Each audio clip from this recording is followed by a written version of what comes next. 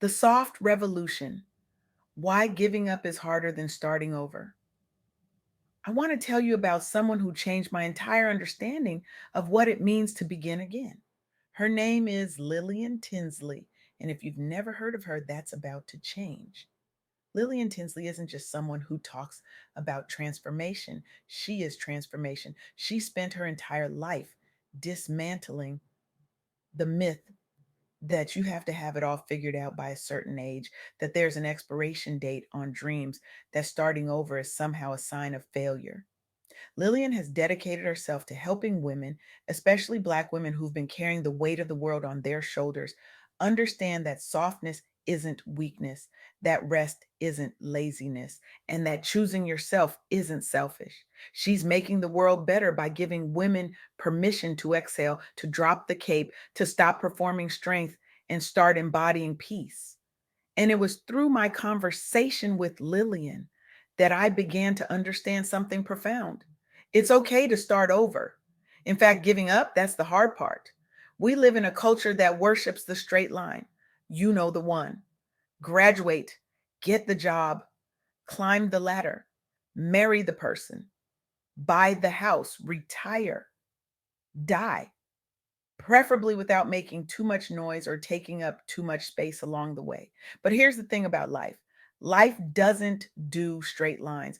Life does loops and detours and sudden stops and unexpected U turns that feel like the universe is playing some cosmic joke on you. And somewhere along the way, we started believing that those detours were failures, that if we had to start over, we'd done something wrong.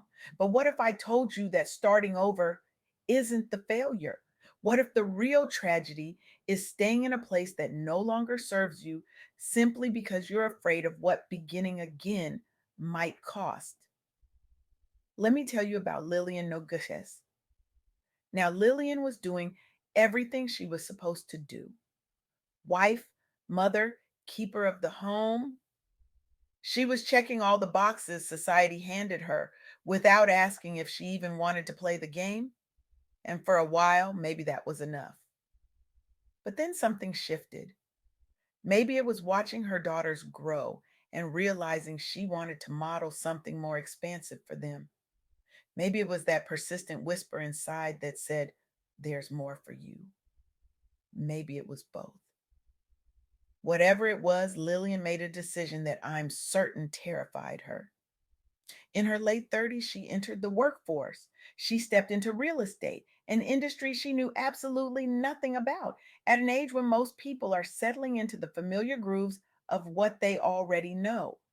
And here's where the story gets interesting. Lillian didn't just get her license and call it a day. She didn't dabble. She didn't play small. She became a broker. She became president of the San Patricio Board of Realtors. She became Realtor of the Year. She became a woman who showed her daughters and everyone else watching that it's never too late to become who you were always meant to be. But let's be honest about what that journey probably looked like, because I think we do each other a disservice when we only tell the highlight reel. I'm willing to bet there were nights when Lillian sat at her kitchen table, paperwork spread out in front of her, wondering if she'd made a colossal mistake. I'm willing to bet there were moments when balancing family responsibilities with this new career path felt utterly impossible. When the voice of doubt whispered, "Who do you think you are?" When exhaustion made her question everything. And yet, she kept going. Not because it was easy, not because she had it all figured out, but because giving up would have been harder, because giving up would have meant carrying the weight of what could have been for the rest of her life. This is what Lillian Tinsley helped me understand. Starting over isn't about having all the answers. It's about being willing to ask new questions. It's about trusting that the next chapter might be even better than the last one, even when you can't see how. Now, let's talk about someone else who had to start over in a very different way. Oprah Winfrey. Yes, that Oprah. The woman whose name is now synonymous with success and influence and empire building. But here's what we conveniently forget when we talk about Oprah: she got fired. She was a television anchor and she got fired. Can you imagine Being told you're not good enough, not the right fit, not what we're looking for in the very industry you thought was your calling. Most people would have taken that as a cosmic sign to give up, to go find something safer, something more predictable, something that wouldn't risk that kind of public rejection again. But Oprah did something radical. She started over. She took her talents to different formats. She experimented. She failed some more. She created her own production company. She refused to let someone else's assessment of her become her final answer. And listen, I'm not suggesting Oprah woke up the morning after getting fired thinking, fantastic, this is exactly the plot twist I needed. I'm sure there was grief. I'm sure there was anger and confusion and fear, and probably some very choice words said in the privacy of her car. But somewhere in that mess, somewhere in that valley of humiliation and uncertainty, she found the audacity to begin again. And that beginning didn't just change her life, it changed the trajectory of media. It changed how millions of people think about their own potential. It gave countless women permission to take up space. This is what starting over looks like in real life. It's not a montage set to inspiring music. It's not pretty or linear or Instagram worthy. It's crying in your car and then wiping your face and showing up anyway. It's letting yourself feel the full weight of the loss and then choosing, sometimes moment by moment, to believe in possibility again. And then there's Madam C.J. Walker.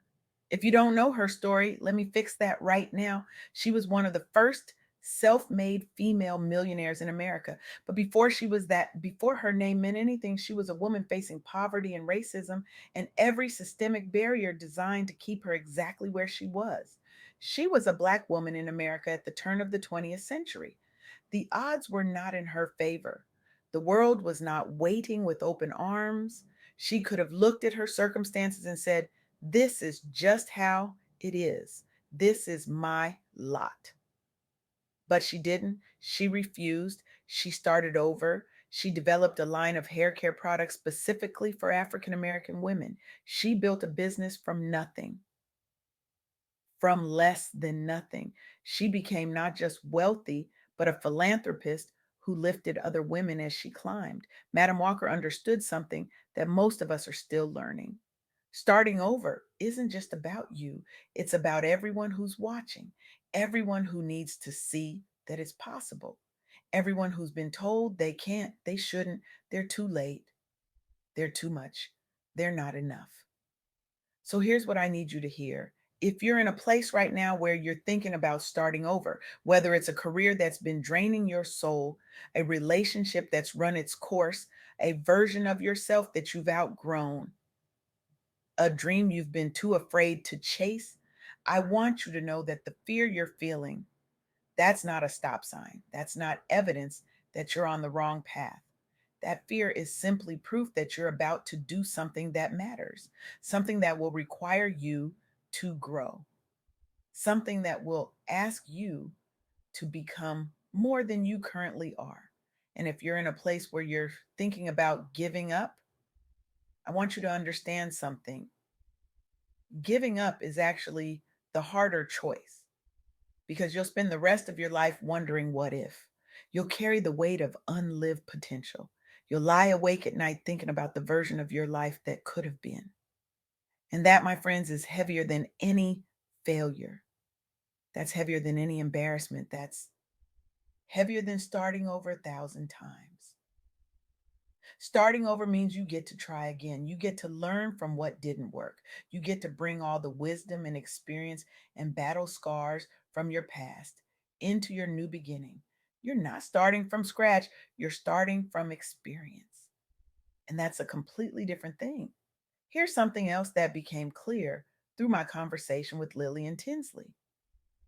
You don't have to do it alone. Lillian had her family's support. Oprah had mentors and people who believed in her when she didn't believe in herself. Madam Walker had her community, women who used her products and told other women and built a movement. Starting over doesn't mean you have to be a lone wolf stoically suffering in silence. In fact, the strongest people The ones who actually make it through are the ones who know how to ask for help, who know how to lean on their support systems, who understand that vulnerability isn't weakness, it's wisdom. So let me ask you something. What would you start over if you knew you couldn't fail? What dream have you been sitting on because you're convinced it's too late, you're too old, you're too far behind, you've missed your window? What if I told you that the best time to start was 10 years ago, but the second best time is right now? What if I told you that your age is not a limitation, it's an advantage? That your past is not a prison, it's preparation? That your failures are not your identity, they're your education? Starting over is an act of courage, it's an act of faith. It's you saying to the universe, to God, to whatever force you believe governs this wild existence, I believe there's more for me. And I'm willing to do the work to find it. I'm willing to be uncomfortable. I'm willing to be a beginner again. I'm willing to risk looking foolish in pursuit of becoming whole. And yes, it's going to be hard. Let's not pretend otherwise.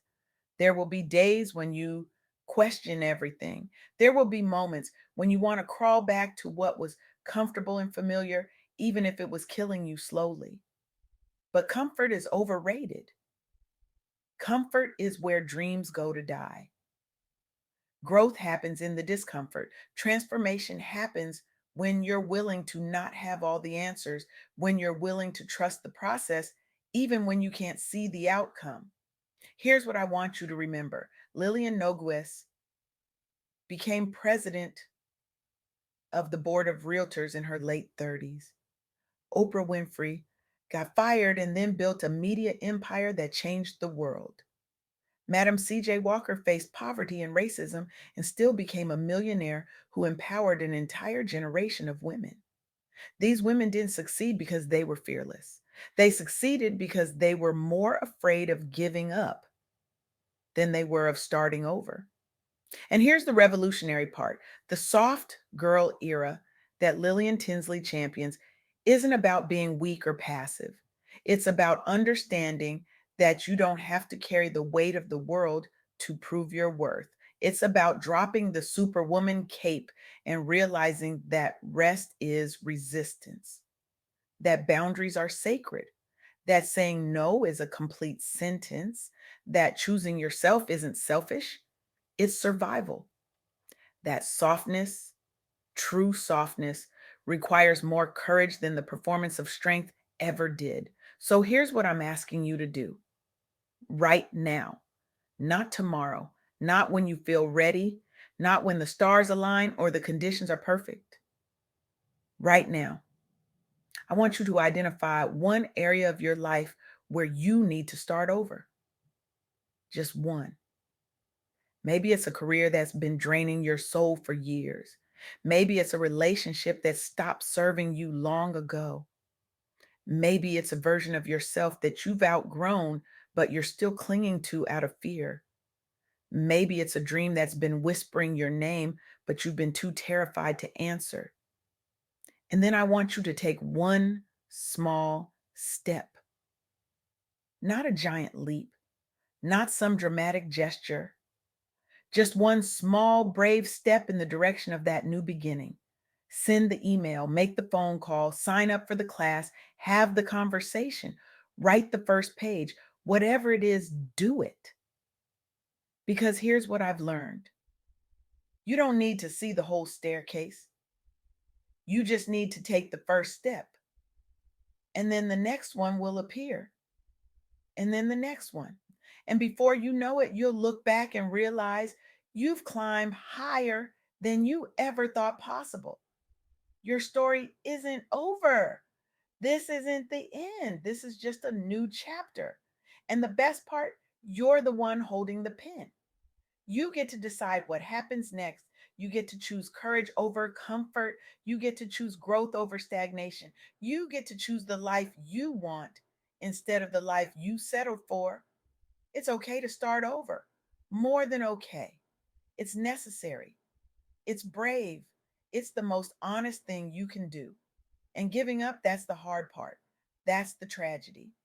That's the weight you don't want to carry. So don't give up. Start over. Begin again. Reinvent yourself. Chase that dream. Take that risk. Be brave enough to fail and wise enough to learn from it. Be soft enough to rest and strong enough to rise. Be you, fully, unapologetically, courageously you.